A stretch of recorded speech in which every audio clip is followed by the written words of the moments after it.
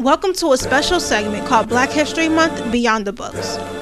Throughout this 4-part series, we'll be diving past the average high school textbook and hopefully teaching you history that you've never heard before. This episode, we're going to Oklahoma for Black Wall Street and the 1921 Tulsa, Oklahoma riots.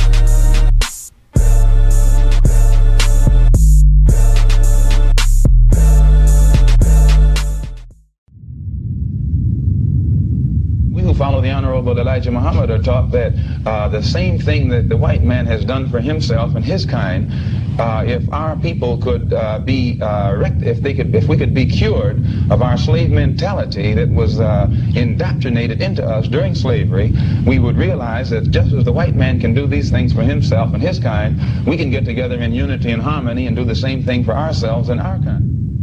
Well, Mr. Malcolm, in the early 20th century, that's exactly what one neighborhood of blacks tried to do. And they succeeded.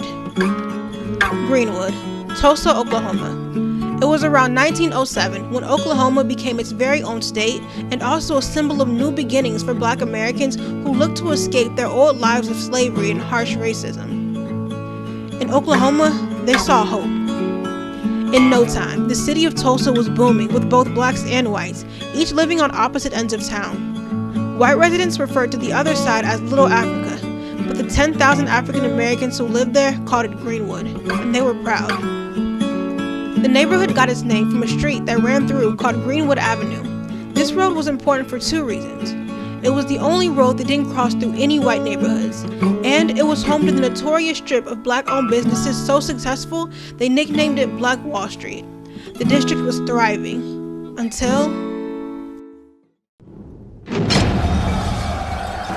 May 31st, 1921. Over the Memorial Day weekend, rumors spread of a sexual assault, a black man against a white woman on a building elevator.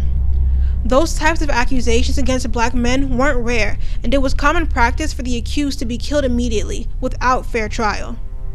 Talk of lynching the man brought an assembly of armed blacks to the city police station, while talk of armed blacks drew in whites as well. The two groups were gathered together until that's when violence exploded. That night and into the next day, a mob of angry white Tulsans poured into Greenwood and did damage unparalleled to any racial attack in U.S. history.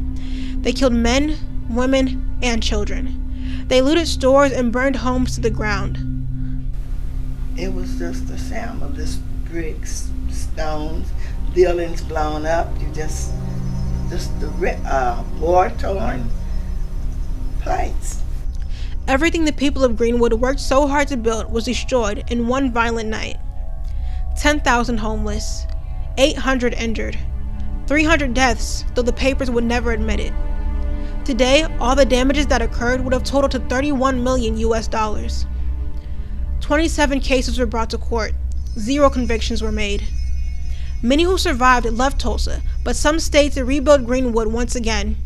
Without any funding, they spent the winter in tents, working hard to bring back the environment they once knew and loved. While they were successful, their prosperity didn't last for long.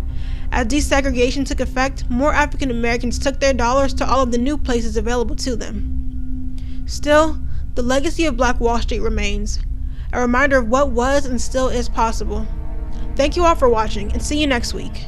Signing off for Wildcat TV, I'm Dasia Walters.